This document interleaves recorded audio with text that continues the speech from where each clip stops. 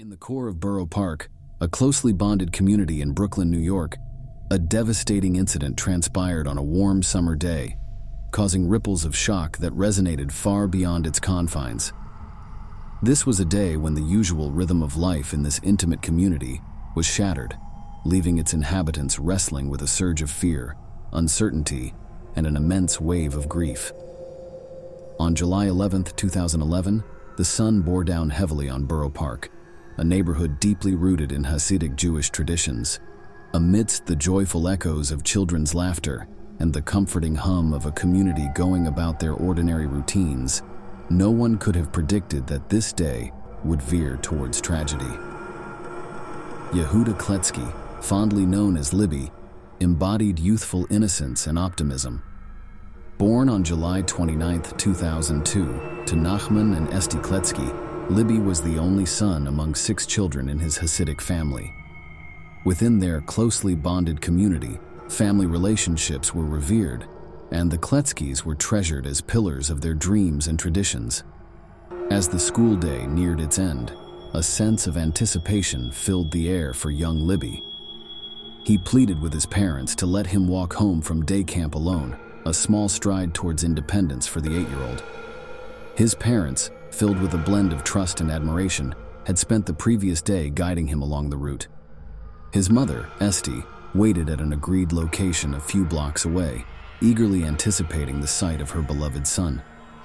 Little did she know that a minor oversight in the route would set off a sequence of events that would irreversibly alter their lives. With a backpack adorning his small shoulders and a wave of excitement coursing through his veins, young Libby Kletsky embarked on a solo journey. Yet destiny had a different plan. As he strolled along the familiar streets, he missed a pivotal turn that would have led him safely home, inadvertently igniting a chain of events that would etch a lasting imprint on history. The sudden vanishing of Libby Kletsky plunged the Borough Park community into a whirlpool of fear. This was a community where bonds were strong, where children gambled on the same streets their parents once did, and where trust was a given. Libby's disappearance sent shockwaves of unease throughout the community, sparking a robust rally of support. At precisely 6:14 p.m. on that ominous evening, Libby's mother made a desperate call to the Brooklyn South Shomrim, a volunteer citizen patrol. The urgency in her voice mirrored the escalating dread that her 8-year-old son was in danger. The Brooklyn South Shomrim had dealt with missing children cases before, but this was different. Recognizing that every second was crucial, they sprang into action, their volunteers scouring sweet shops and homes of friends and relatives for any trace of the missing boy. By 8:30 p.m., it was apparent that this was no ordinary case, prompting the group to make the critical decision to involve the New York Police Department. Grasping the gravity of the situation, the police declared a Level 1 search, marshaling all available resources. They dispatched canine units to pick up any scent, mounted police to traverse the bustling streets, and helicopters to oversee the area from above. As darkness descended, the situation turned increasingly critical, the race against time intensifying and anxiety reaching a fever pitch.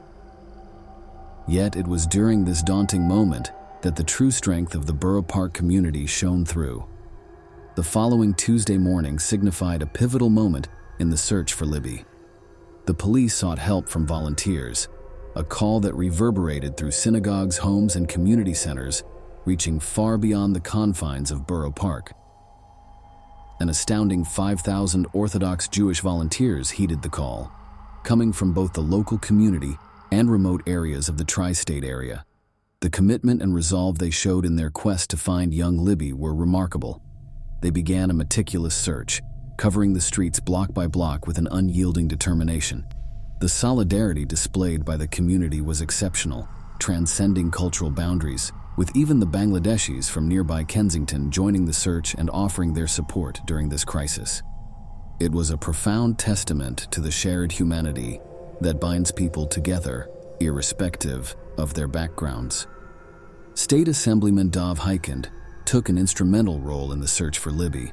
He initiated a reward of $5,000 for any information that would lead to Libby's safe return. This initiative ignited the spirit of the community, who rallied to elevate the reward to an astonishing $100,000. Amid the extensive search operation, Libby's teacher, Yakov Herman, took on the responsibility of scanning the area.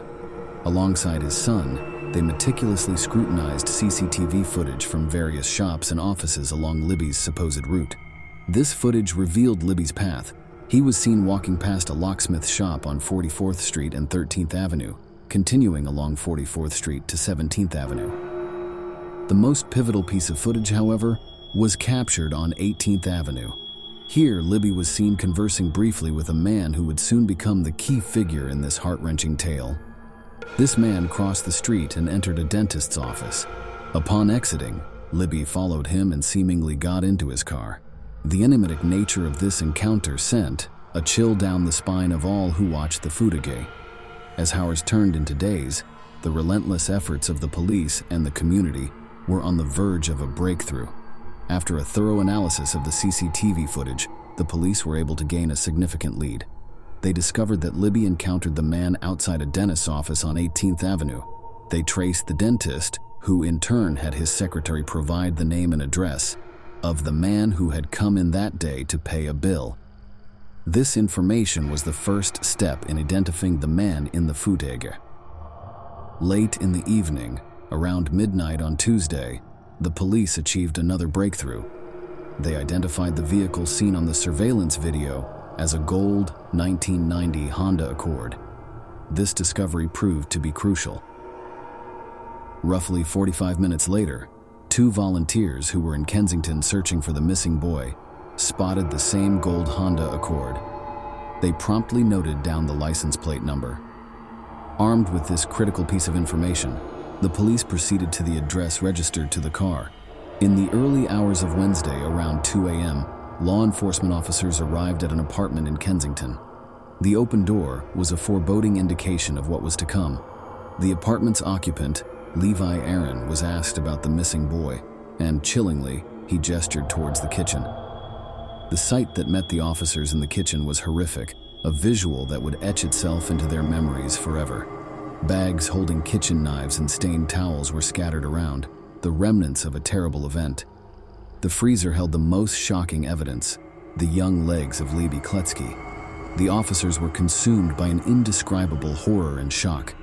The man from the surveillance footage, Levi Aaron, was swiftly apprehended at 2:40 a.m. on that fateful Wednesday morning.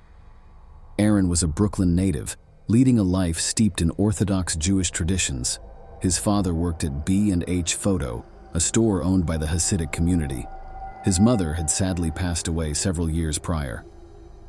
Aaron had a quiet life, working as a clerk at a hardware supply company in Brooklyn. Those who knew him described him as reserved and socially awkward. As a young boy of 9, Aaron had suffered a major accident, being struck by a car while riding his bike.